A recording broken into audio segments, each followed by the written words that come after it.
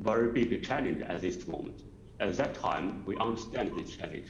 We said, okay, if there is a good method we can address this challenge, then we come up with a solution to set up the cybersecurity center in Banbury. Okay. So it was set up uniquely, but other countries have concerns about the cybersecurity of having Huawei as a vendor. New Zealand has recently said that it's regarded as a significant network security risk. There is now the obvious, very prominent example of US sanctions. So let me just understand, in terms of the US sanctions, what will be the effect of the US sanctions on Huawei's ability to operate? Thank you, Chairman. First of all, I would like to say all the security allegations from American and some countries actually that are totally not true. Huawei actually, we comply with the highest security standard. And during the past 30 years, there was no any cybersecurity incident from Huawei's network. We kept a very strong track record globally since we operate in more than 170 countries. Regarding the new American sanction, what I would like to say that this is definitely unjustified, changed by the American about the foreign product rules. This impact, I think, is not because it takes immediately quite impact.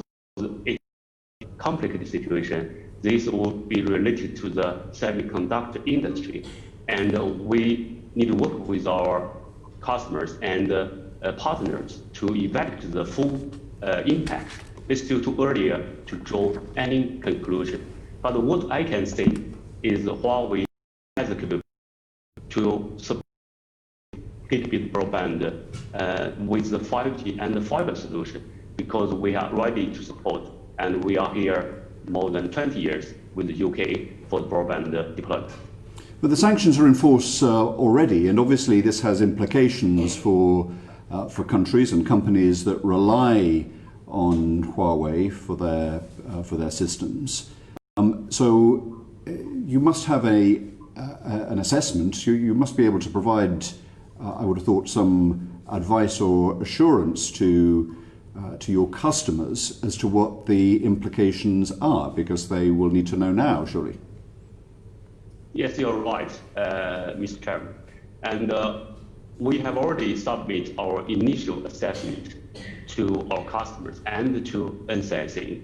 And the initial solution is within short term, there are no impact on Huawei's supply capability to the UK's 5G and fiber solution. And we have already prepared for the 5 years spare pair for making sure the UK's current network, existing network, will be not impacted by the sanction.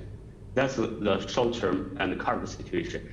We are working closely with our customers and partners for evaluating the long-term impact. It takes time, and currently we need to wait the full details be confirmed by the sanction, then we can come out with a solution with our suppliers and partners. Can you explain why you don't think that there will be any short-term impact?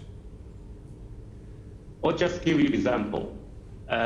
So it depends on global business.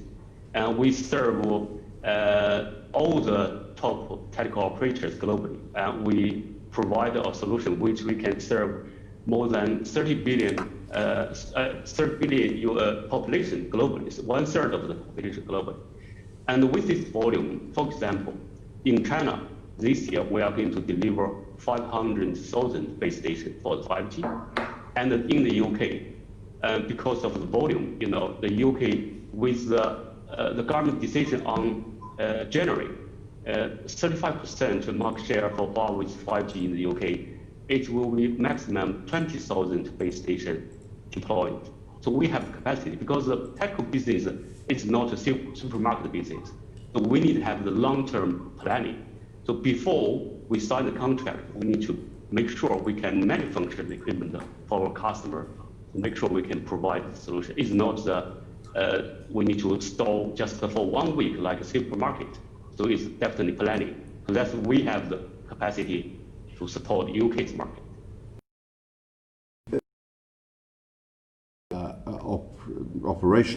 In operation, the question in many ways is whether they're going to be tightened further.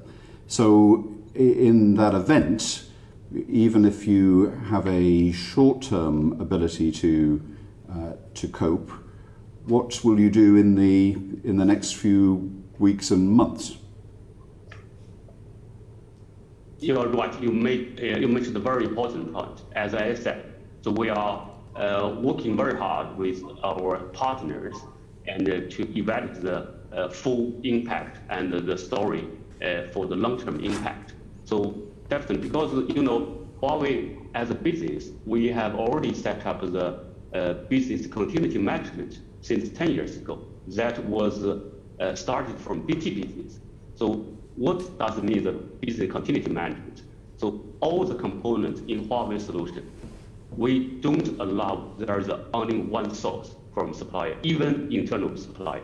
For example, one chipset, if globally there's only one solution, one source of supply, we must choose the second one. Or if there are no second one, we need to develop the second one. So that's why we have very resilient supply chain because of the strong business continuity management since 10 years ago.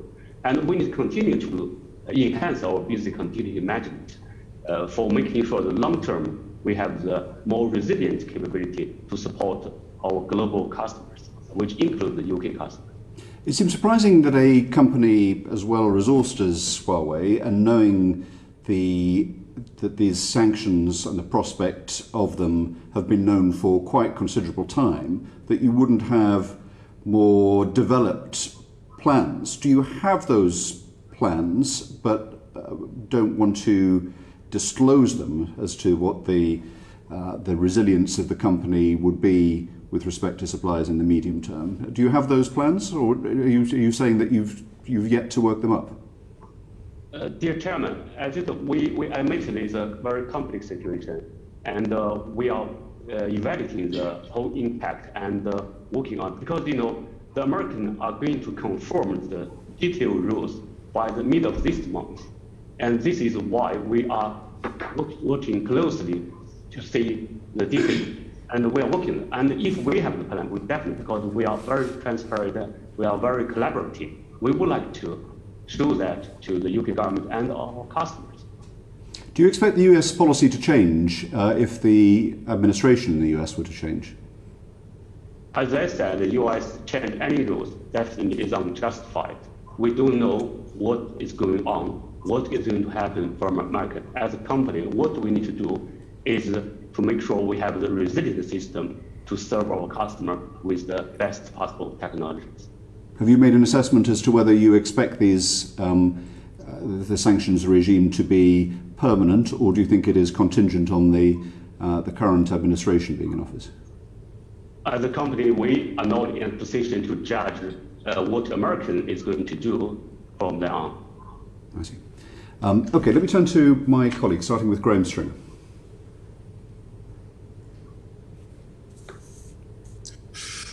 Good morning. Can I ask Mr. Thompson what Huawei's response is to the Steele report, the report done by Christopher Steele?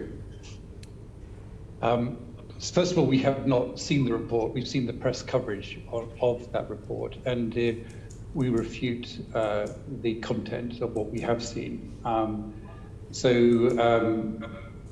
We have projected the content of that report.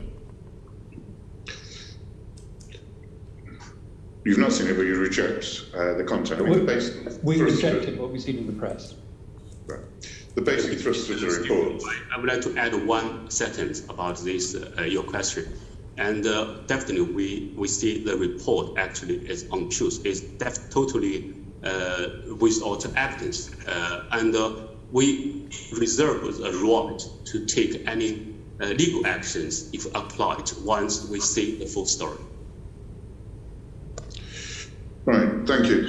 If I can move on then, at the present time, I think there is a consensus around the world that China is not a good global citizen. I can list all the problems there are with actions China has taken, from Hong Kong to India to locking up more than 1 million Muslims. Do you think that morality and judgments about how China is behaving internationally should form part of anybody's assessment of whether to give Huawei a contract? I feel that Huawei should be judged on what Huawei does, and Huawei is a good global citizen, contributing to communications networks in 170 countries and providing communications to 1/3 of the planet. So I think we should be judged on how we behave, not how China behaves. I would like to add one point. So Huawei is an independent company, 100% owned by its employee. We are independent from any government, which includes China's government. So we are not in the position to judge what any government, their political position as a company. So we wish the world will have a stable business environment. That's obviously what we want. So we want to have the stable business environment which we can do business with our customers. Thank you. Thank you. You'll forgive me for not accepting that. China is not a state like other countries, and it just simply that if China wanted Huawei to do something, you would have the ability to resist that. China has broken an international treaty when it comes to Hong Kong. So if you can respond to that, I just simply don't accept that Huawei operates in China in a way in Finland. The relationship between the Chinese state and companies operating in China is completely different. I mean, there is no credibility to that answer, I'm afraid. But Huawei operates in the UK as our competitors operate in the UK under UK law. I've been in telecoms for over 25 years and worked for BT in terms of the UK incumbent telecoms provider, and I've seen many different vendors, and what I see in terms of the way Huawei behaves in the UK is consistent with UK laws and consistent with what you'd expect from a company providing technology to the industry. The question really isn't about how Huawei has behaved in this country since it's had the contracts with the 2G, 3G and 4G networks. The question really is if the Chinese government wanted to behave differently in this country or elsewhere in the world, would it have the power to resist this? And the evidence of looking at a very centralised country like China is that it wouldn't. Huawei's been here for 20 years. Yes, you made the point about your understanding on China. So as a company, as I said, we are independent company, so independent from any government, which include our operation in China. So what I would like to say is we cannot judge and manage or control any government perspective. And what we can do is to comply with the laws and regulations in all countries we operate. And in that case, you said that case, if there are any government want to force Huawei to do something which harm our customers' benefit, and we will say no, or either. So we would rather shut down company. As our founder said, we don't compromise the customer benefits. Just a final point. Again, I don't think this is controversial. The Chinese state has had a history of stealing intellectual property. Do you believe that if we allow Huawei into 5G, that this country will be more vulnerable to a cyber attack? Mrs. Zhang? If I may Dr. Zhang, answer yes. this question. Dr. Obviously, there is no evidence to support the claim that if Huawei build the 5G in this country, and that you will attract more cyber attack, and that's absolutely not possible. And Huawei has been leading in the intellectual property in 5G area. And by the end of 2019, Huawei has held more than 85,000 active patents, and of which 13,000 were granted in the US, and over 88,000 patent families were granted in Europe. So we are leading in the technology in 5G, and the cyber attack and intellectual property theft, we don't really see how it's linked together, and we have the country's best interest in our heart, and we cannot possibly link these two together. Thank you. Thank you. Thank you, Graham. I'll come to Mark Logan, my colleague, next. But just to pick up on something that Mr. Thompson said to Graham Stringer. Mr. Thompson, you said that in the UK, Huawei operates as other companies do, and you cited your experience of BT.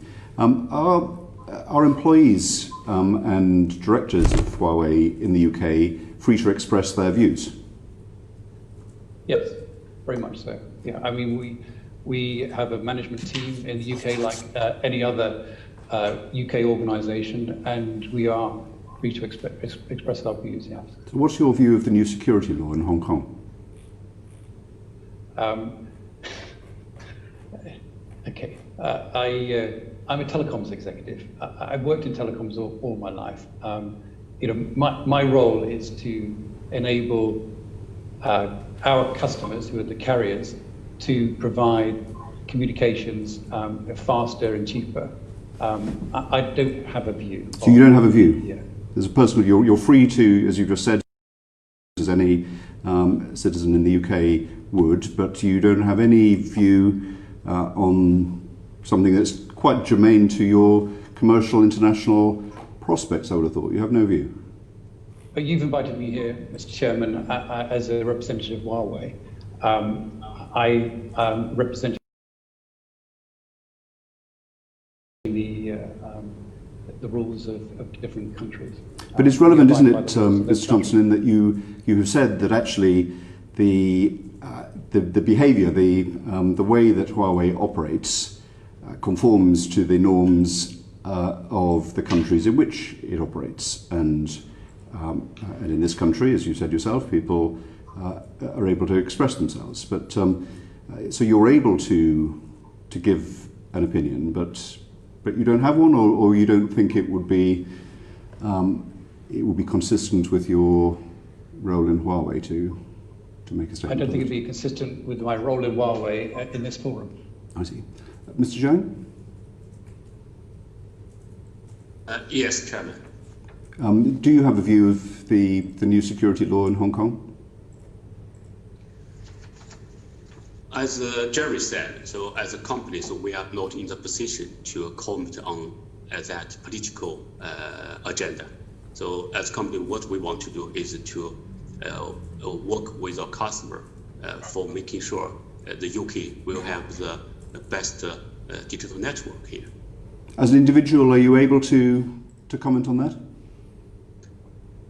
Yes, I can, but not as this hearing. I think I will see, because I'm the vice president of Huawei, and I could share my opinion probably offline with you.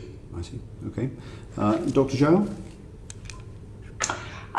Similar situation here. I don't think my personal view is of interest here to this public hearing.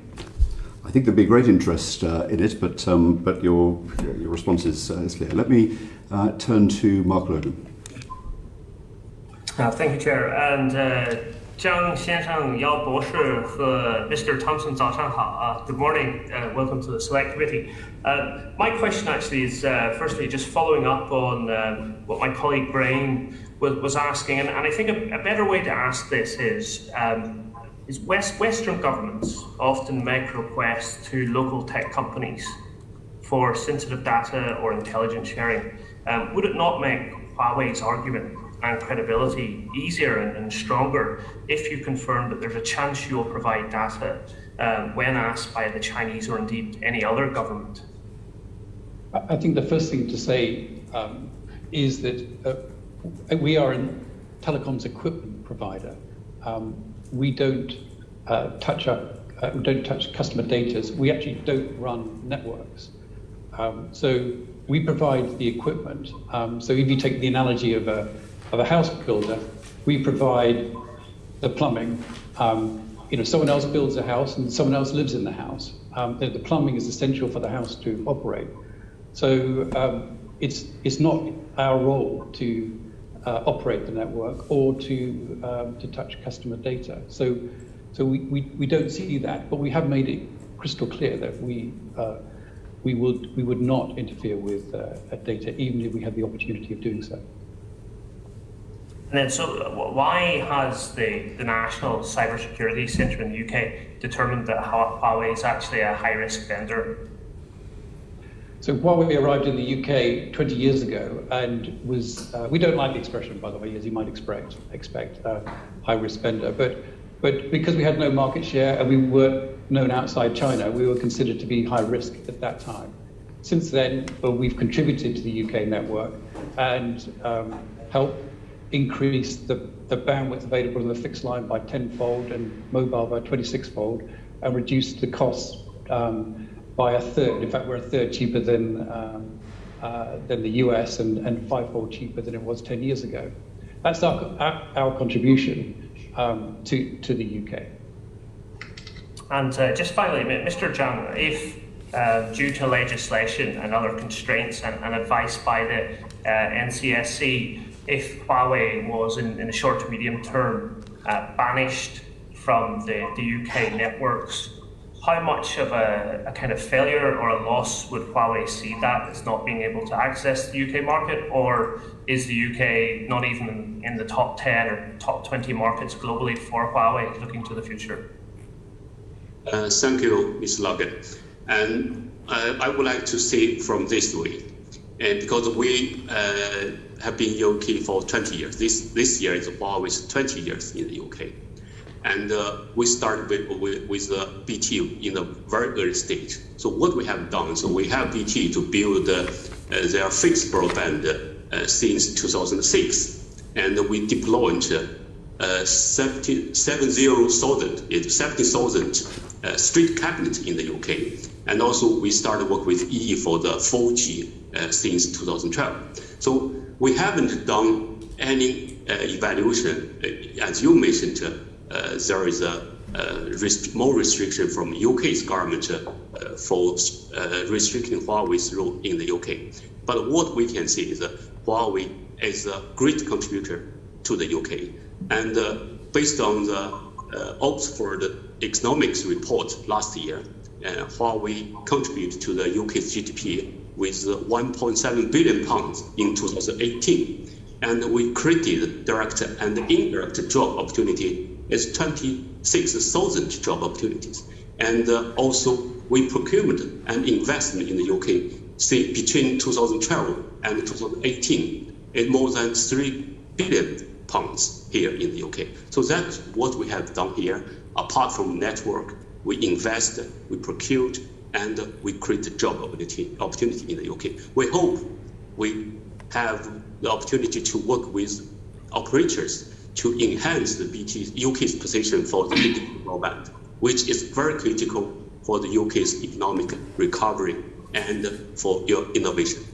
Mr. Zhang, just to follow up on that, so that's the benefit that, as you say, for the UK, but for Huawei, is the UK a top 10 market, or looking to the next 20 to 30 years, is the high growth markets in Southeast Asia, in Africa, and even Latin America much more important to Huawei? And if you lose out in the UK, it doesn't really matter in the end. Let me give an example, Mr. Logan. The telecom market actually is a population-related market. So the more population, the size of market is bigger. That's why you mentioned South Africa and other countries. It's definitely also depends on the level of your economy, but it's quite important to relate to the population. The UK is a very strict market for Huawei, and because the UK telecom operator like BT and Vodafone, we always lead the industry to have the highest standard and the strictest requirement for the vendors to make sure the UK will keep the leading position for serving the citizen here in the UK. And the size of market is not the one criteria to evaluate the importance of the market. That's what I want to say. I'm finished. Thank you, Chair. Thank you very much, Mark. Perhaps just on this, Mr. Zhang, would you describe what would be the consequences felt by UK consumers if Huawei were to be removed from the UK network? Dear Chairman, I don't have the detailed idea about what you said if UK government have that kind of conclusion. But what I learned during my working experience in the UK more than 10 years, and I definitely believe the UK government always takes an evidence-based approach to make decision. The evidence-based decision is very important. I believe the UK government will do continually for the future decisions. And the UK, as I mentioned, we work with BT and Vodafone from 20 years ago and to build the UK network. And until the year before last year, you can see in the UK network, there's still the 2G network in place. And it's not just the question, you can remove the technology from the network immediately because it's a very complicated situation. The network is not like one computer and another computer. You can replace it separately. So it's a network and will impact the services and will impact the customer invest for their 10 years asset in the UK. So would it be something that was experienced? Would the person in the street notice the difference, or is that hidden from view? Is it an impact on the businesses that are your customers? As I said, so I can share with you the report from third parties, and Mobile UK have concluded last year.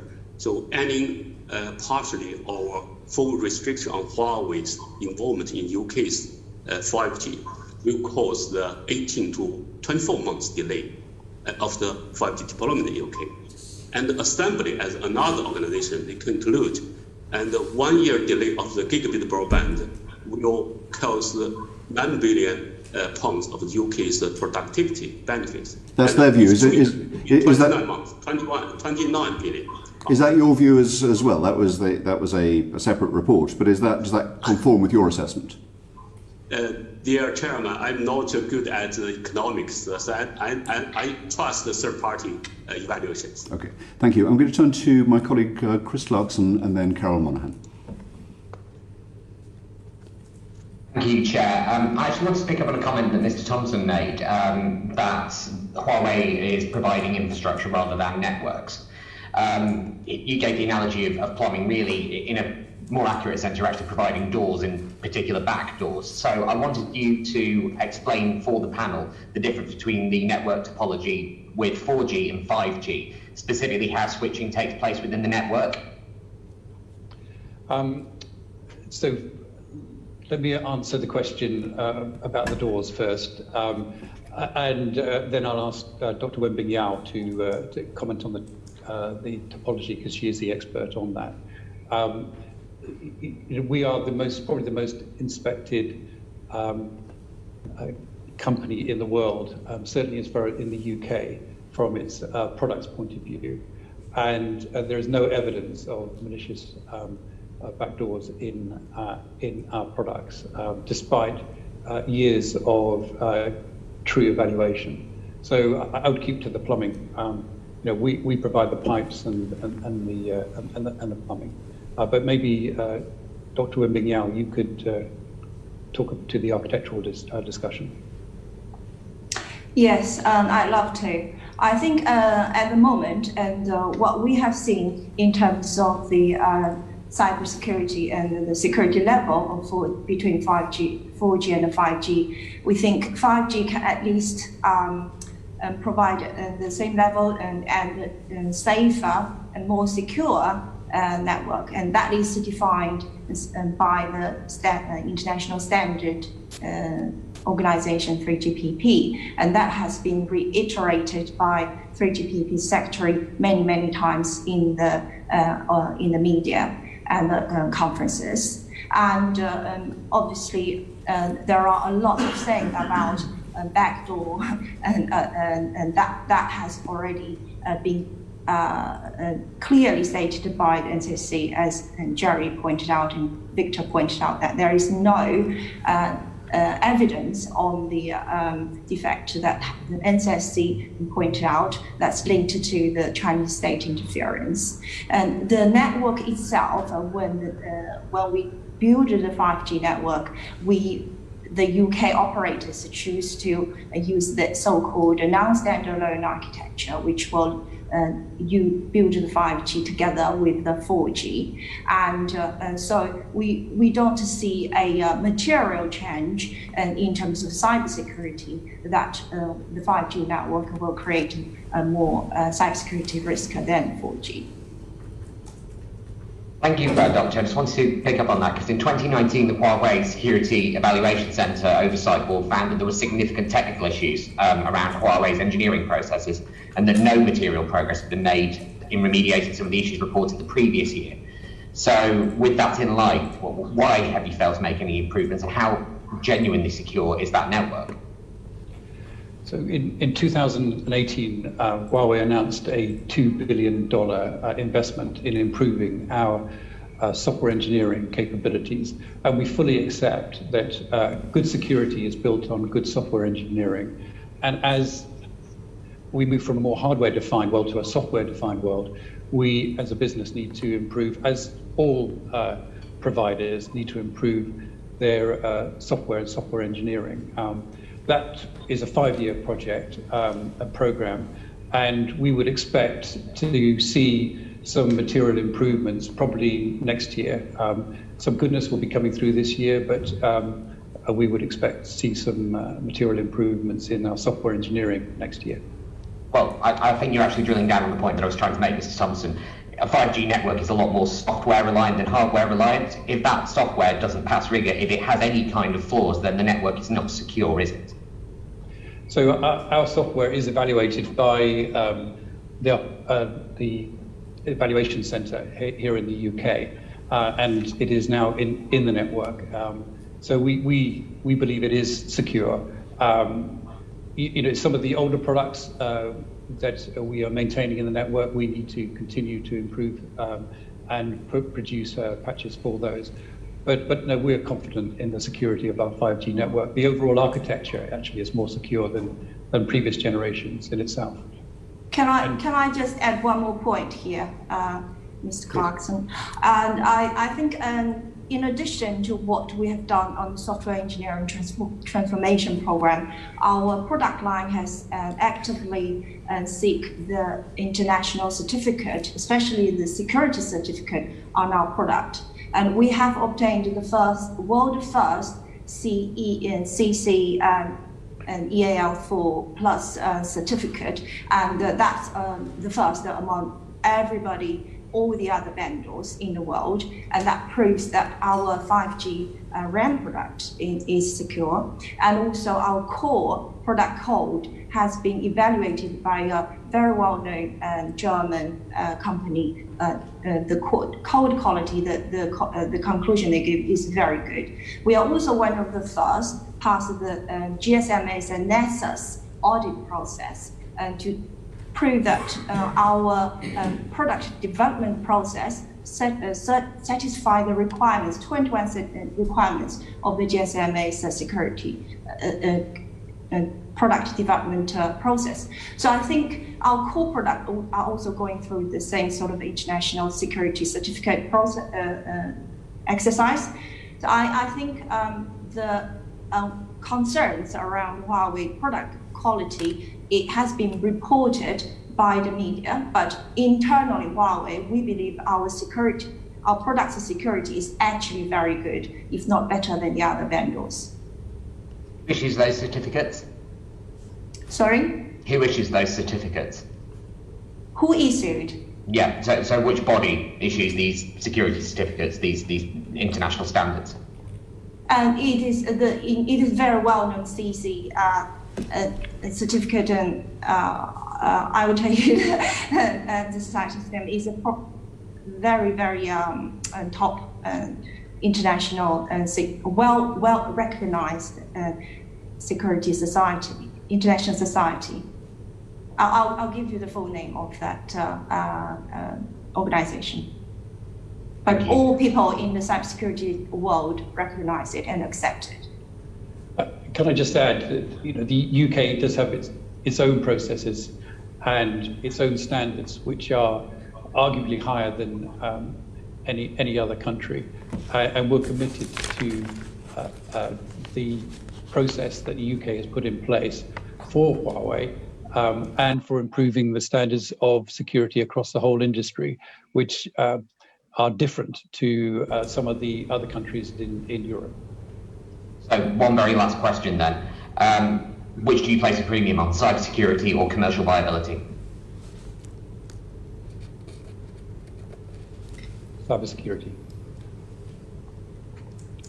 We wouldn't be viable without a secure product. Thank you. Thank you very much indeed. Sorry. Yes, Dr. Zhao? Yeah, sorry. My mind went blind just now about CC. Just want to come back to you about the CC stands for Common Criteria, and that is for the is an international standard for communication security certificate, and so that is an international standard. Just want to answer your question earlier on. Thank you, Dr. Zhao. We'd be grateful if you drop us a line with the details yes, of course, that certification. Thank you very much, Chris. We're going to go to Carol Monaghan, then Erin Bell, and then Dawn Butler. Thanks very much, Chair. Can I ask our witnesses what sort of information, customer, consumer information, is a mobile phone provider able to get about their customers, or able to collect about their customers? Shall I start?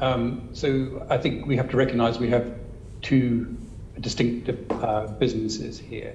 One is supplying the carriers, and the other is providing the mobile handsets that you would buy in the high street typically through a carrier. The carrier business, we have no access to customer data. We do not run the networks. So I think that should be clear. We've said that a few times. The mobile phone business, which is the handset business, smartphone business that we also operate here in the UK, would have access to some customer data. And that is managed very carefully, but it's a completely separate business and it's consumer data. Okay, what sort of data would that be? That's sort of buying patterns, Google searches, stuff like that? No, it would be, if the customer signs up to a Huawei application store, then we would have the basic data on the customer for them to make consumer purchases. Surely you would have basic data on, for example, the customer's movements. No, that would be a data that would be held by the carriers, because the carrier runs the network. We would not know where the customer is, the location of the customer. Okay, and if I can ask then, and this was touched upon earlier by my colleague Ian Stringer regarding human rights, because the UK has a very strong record on human rights, and it's very difficult for us then to operate when we know we're working with somebody who has a less robust record on human rights. Now, there's been fairly serious allegations made regarding Huawei, particularly in Xinjiang province with the Uyghur population. Now, in that situation, I understand that the allegation is that Huawei was providing a lot of information about data about customers and their actions, movements, and their activities on 4G and potentially 5G. Should we be concerned about that? Mr. Zhang. Mr. Zhang. Yeah, sorry. Okay, hear me out. Yes. Thank you for your question. As we mentioned many times, we, as Huawei, we provide telecom infrastructure equipment to our customers, the telecom operators, either in China or in any other countries. And we don't own any. Once we deliver the equipment to a customer, the customer will own the network. They will operate and run the network. So Huawei don't own any customer information from those networks. And it's still, in any country, we provide the telecom equipment is a pipe equipment. There is no data storage in this equipment. So, and also we don't have the access to this data. We don't run the network. The same in China and in the UK. Okay, if then there was some sort of conflict of interest between the UK customer and the Chinese state, where would Huawei's loyalties lie? We will comply. If we operate in the UK, we 100% comply with UK law and the regulations. I'm asking about loyalties. Where would Huawei's loyalties lie? We loyal to our customer, always, and we begin. Okay, and the final thing I'd like to ask about is Huawei's equipment. Is the equipment interoperable with other organisations that would be hoping to operate within the Open RAN? Can I start this question, then Jeremy and Dr. Gio can add their comments. And yes, the telecom communication industry is a very standard-based industry. So that's why we have the multi-vendor environment in all countries. In one network, there will be multi-vendor. The equipment can work together based on the international standard. That's where we are about the telecom industry. And regarding the Open RAN actually is one of the implementation methods for the 5G. And Huawei definitely, we are the technological neutral for implementing the 5G. And currently, the Open RAN compared with the single RAN, and the Open RAN still have far behind the performance because Open RAN has a high power consumption and lower performance, much behind the single RAN, is about 3 to 5 years behind the single RAN. So that's why we are watching the Open RAN as one of the choice. Once the Open RAN is ready, have the compatible performance as a single RAN, we believe Huawei will be one of the best supplier with the Open RAN as well. But at the moment, it can't deal with Open RAN. Its equipment is not interoperable. Because the Open RAN, as I mentioned, the telecommunication very standard-based solution. The single RAN all based on the 3GPP standards. The Open RAN currently don't have the standard. If there are no standard, no one can guarantee the interoperability. Okay, thank you. Thank Can you. I just say we do interoperate. We do the protocols which allow us to work with other vendors. And in fact, the nature of telecommunications network, it's a team game with multiple vendors. And that's evidenced in the fact that our radio access network, which we do operate here in the UK, it interworks with other core networks. And so, we do interoperate. We interoperate with the way the standards were set up. Open RAN is new. We are neutral to it, but depending on how it develops, depending on how we interoperate more further, I should say. Thank you. Thank you. Let me go to Aaron Bell, then Dawn Butler. Thank you very much, Chair. Thank you, witnesses, for your time this morning. Mr. Chang, returning to the recent US sanctions, following these sanctions, who will Huawei be using to supply its chip technology in future? Thank you, Ms. Bell. And as I told dear Chairman earlier on, and we are working on the long-term impact from these new restrictions. And we are not in the position to have the full plan. So once we have that plan, we will share with you what's the solution for replying to the new restriction from America. But there isn't any company that can supply leading-edge chips apart from using American technology, is there? I don't have the conclusion at this moment. As I said, it's still too early to draw any conclusion because the American rules haven't fully and formally confirmed until mid of this month. I mean, you say it's too early, but unfortunately for you, perhaps, Britain and other countries are going to have to make decisions very soon about the future. And unless we have confidence in your supply chain and the quality assurance of that supply chain and the security checks you are able to perform on that, then we aren't going to be able to proceed with using your company as a supplier for 5G, are we? I understand, Mr. Bell, and we understand the UK, the NCIC is taking the review on this impact. We are working closely with them and our customers, and we addressed, as I mentioned, was there no impact on Huawei to supply the UK's 5G and the fiber solution. And for the long-term solution, as I said, we definitely will work with them to give the solution once the situation is clear, once we confirm all the details in the next step.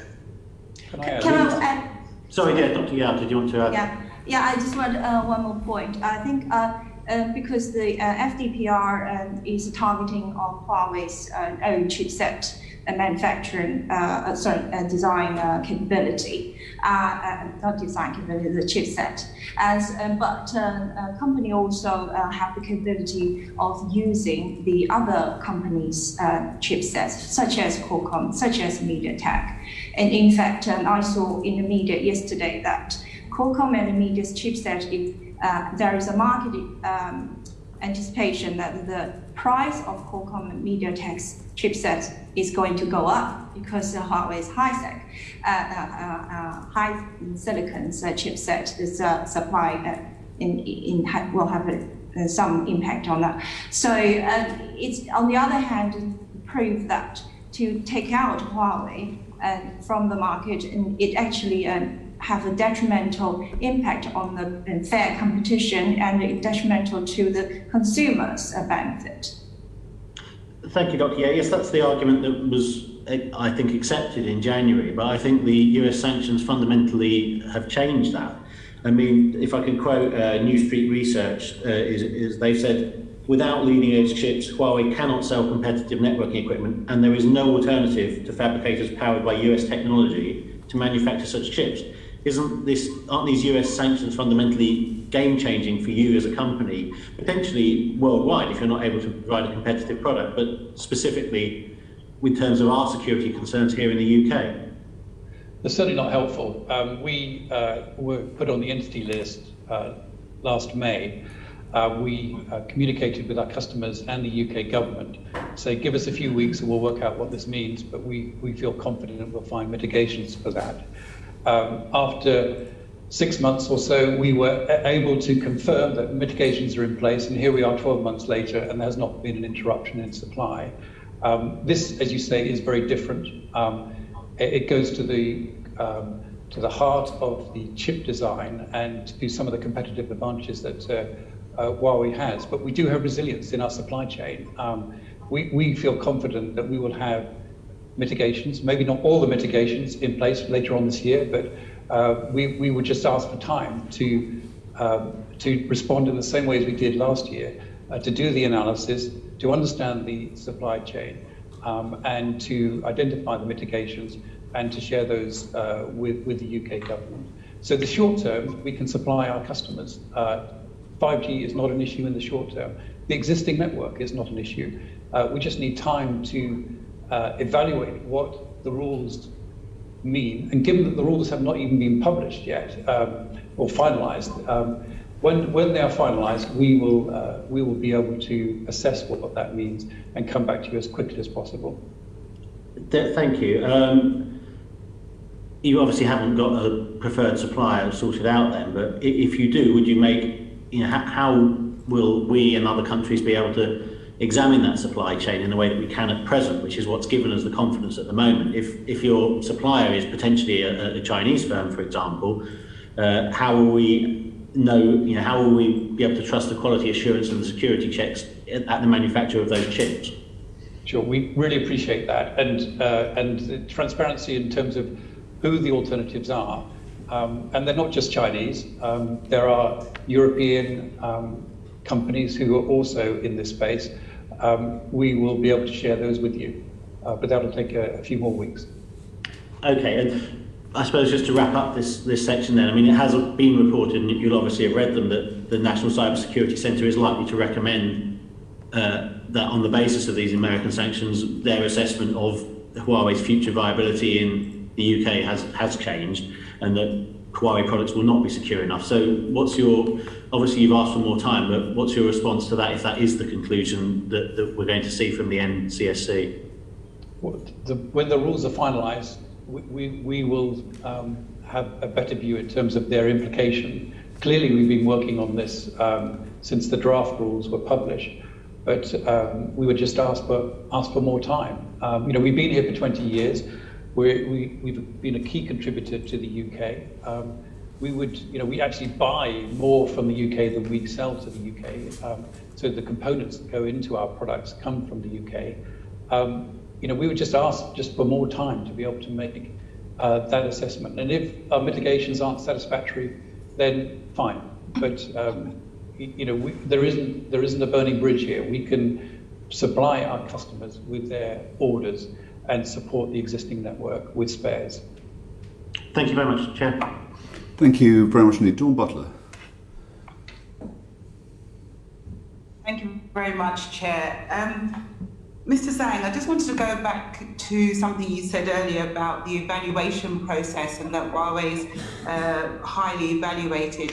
Do you agree that when it comes to software and programming, that it's nigh impossible to identify any form of rogue coding software or Trojan software? Thank you, Mrs. Butler. And I would like to say, so the UK, we have worked closely with NCSC to set up the evaluation center in Banbury with the highest experienced person, British, the debate level.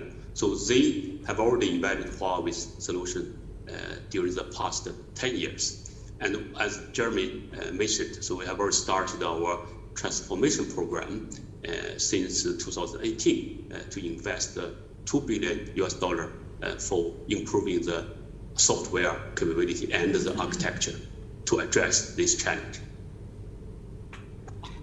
Okay, let me maybe put it another way in terms of using Jeremy's analogy in regards to infrastructure and plumbing.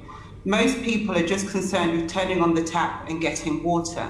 If you're the person that is putting in the plumbing and the pipes and the infrastructure, you could indeed put plumbing connected to next door that I wouldn't know about unless maybe my water meter went through the roof. Or you could put plumbing in for future homes that I wouldn't know about until those homes are built. Is that not correct?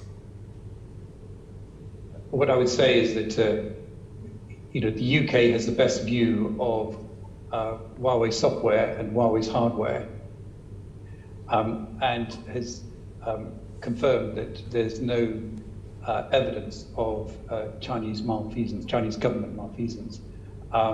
So we would say, you know us really well. You know where our pipes, well, actually, you know what our pipes look like. So I think that's why you have that reassurance from the HCSEC that and the experts there that it is a secure network.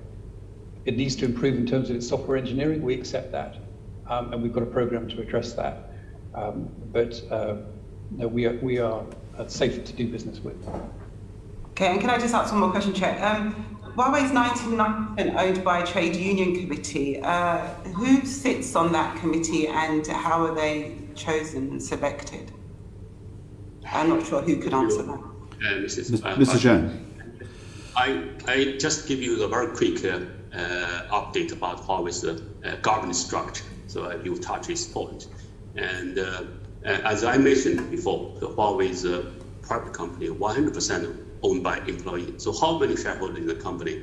Its current number is 104,572 shareholders in the company. So we have in total we have 190,000 employees globally in more than 170 countries, but in which nearly half of them have the shares of the company.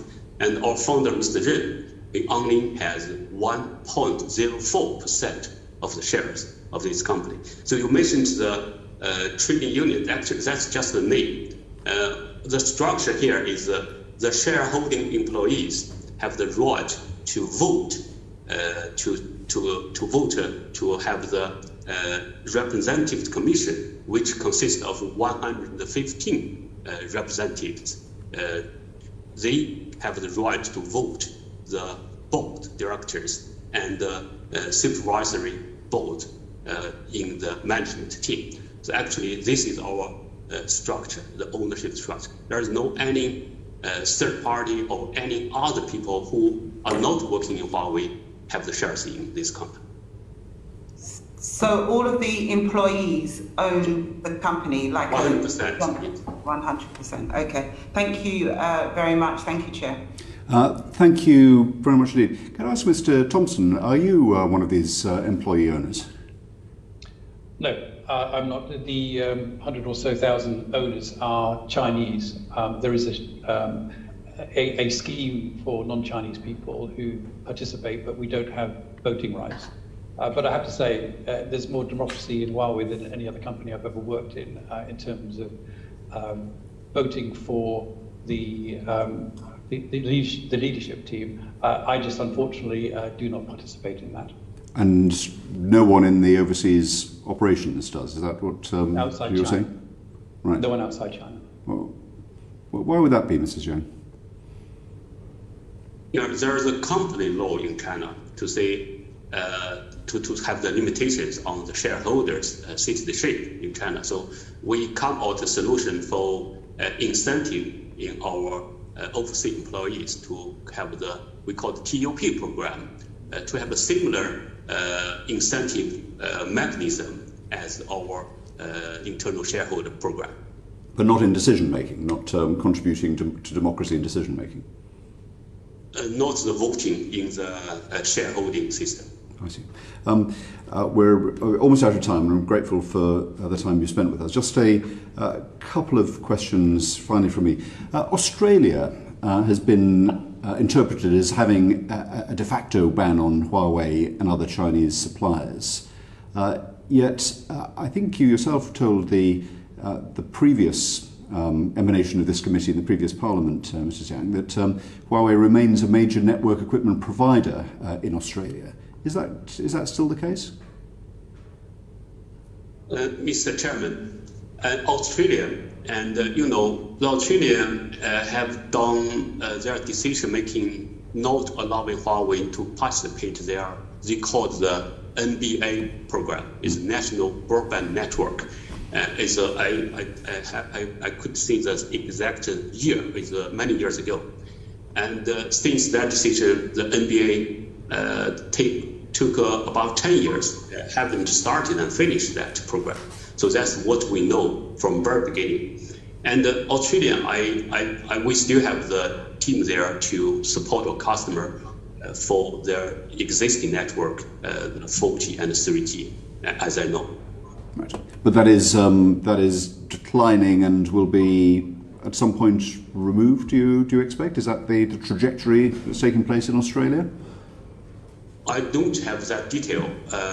I'm not sure if Jeremy has that detail. So I don't have detail. And what I know is that we are supporting a customer there. Okay, Mr. Thompson.